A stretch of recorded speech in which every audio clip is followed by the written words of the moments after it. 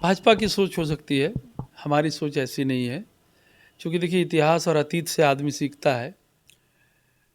झारखंड बनने से पहले जेएमएम एक ऐसी और एकमात्र पार्टी है जिसकी उपस्थिति लगभग लगभग 5 प्रमंडल में है।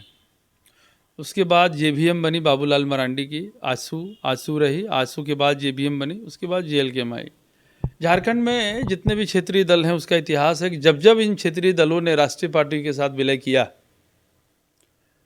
उसका अस्तित्व मिट जाता है। तो हम लोग इस घटना को दोहराएंगे नहीं। सब पढ़े लिखे लोग इस पार्टी में हैं और समझदार लोग हैं। थोड़ा सा युवा हैं तो थोड़ा सा अभी ज़रूर मैं कह सकता हूं कि थोड़ा सा हम लोगों के अंदर थोड़ा ये है कि अनुभव की थोड़ी कमी ज़रूर हो सकती है, शालीनता की थोड़ी कमी ज़रूर हो सकती है। ये समय और उम्र के साथ लोगों में आती है, लेकिन इतना आप विश्वास मानिए हमारी समझ जो है किसी से कम नहीं है। हम लोग किसी भी तरह के अलायंस, प्री पोलिंग अलायंस में हम लोग नहीं जाएंगे, आफ्टर पोलिंग अलायंस में हम लोग जा सकते हैं। प्री पोलिंग अलायंस का मतलब हुआ कि हम 81 विधानसभा चुनाव में पहले ही 20 सीट पर, 25 सीट पर, 50 सीट पर चुनाव लड़ जाएंगे।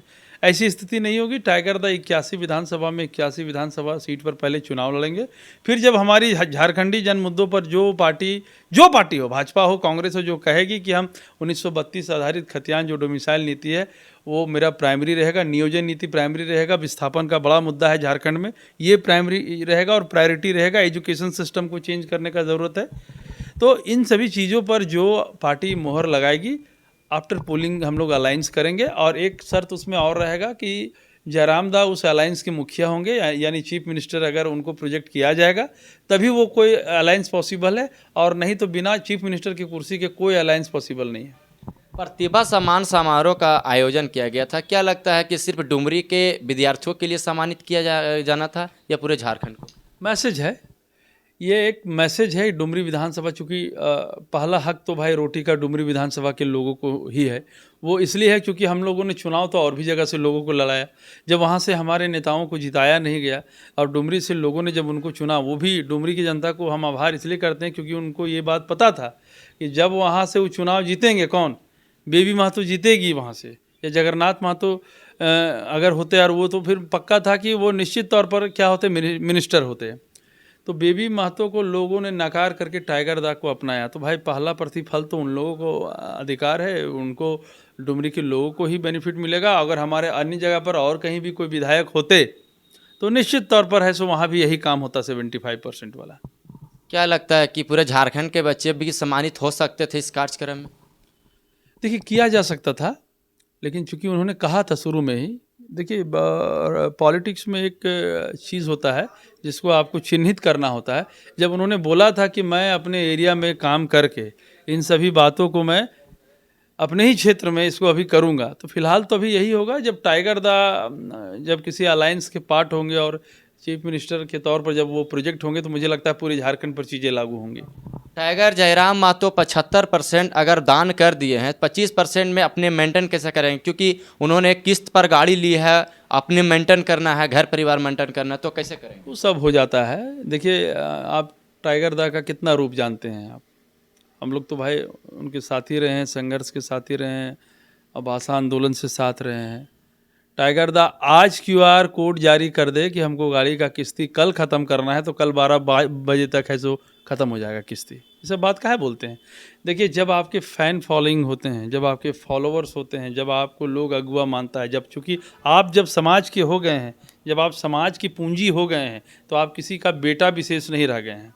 अब वो सामाजिक पूंजी है। वो जयराम महतो सिर्फ एक इंसान नहीं है, वो अभी झारखंड का पूंजी है। उसको बचा के रखना है, उसको आगे बढ़ाना है। तो ये सब छोटा मोटा बात है, स्कॉर्पियो सब बहुत छोटा बात है। ये सब जानते हैं उनसे विशेष।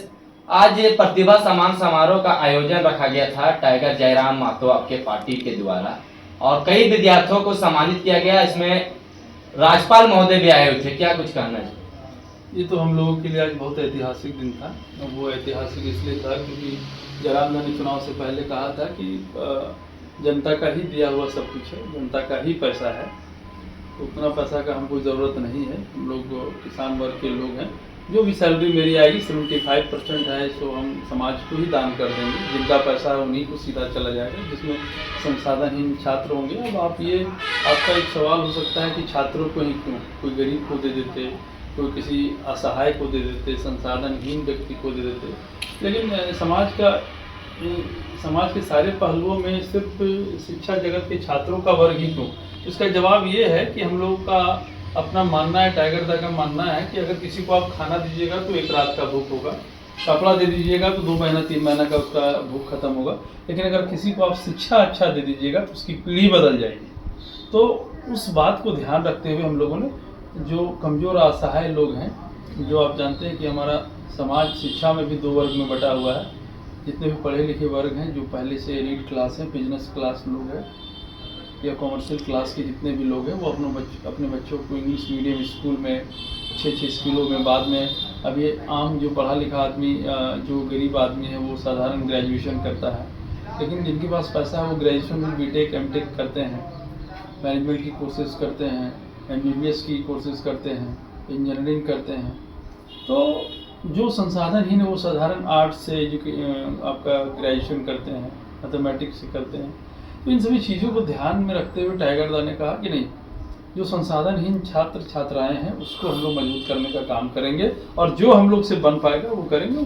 वही वादा को हम लोगों ने निभाया है। अब ये है कि जिस तरह से उन लोगों ने निभाया है, आने वाली पीढ़ियाँ उन लोगों की याद रखेगी। ये कोई आम बात नहीं है कि एक विधायक ने इतना बड़ा आयोजन करवा करके राज्यपाल महोदय के हाथों से उन बच्चों का है सो हौसला अफजाई किया है, उत्साहवर्धन किया। ये कोई आम बात नहीं। देखिएगा वो बच्चे आने वाले दिनों में इस बात को जरूर रिकॉग्नाइज करेंगे कि एक ऐसा विधायक जो हम लोगों को मंच पर पुरस्कृत किया, और ये आशीर्वाद भी दिया कि आप लोग आगे बढ़िए और आगे बढ़िए। इस बात का संकेत भी है कि आने वाले दिनों में उन बच्चों को अगर कोई किसी भी तरह की मुश्किलात अगर होंगी तो पार्टी पुश करना, एक मिनट पुश करें।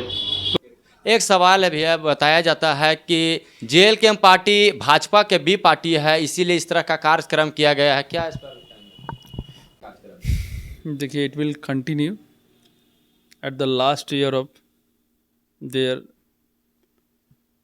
Membership of legislative assembly. मुझे ऐसा लगता है कि जब तक वो एमएलए रहेंगे ये एक्सटेंड रहेगा और बार बार जहाँ जहाँ से भी चुन के आएंगे ये और मूव ऑन होते जाएगा। तो ये थे केंद्रीय उपाध्यक्ष सूरज दा।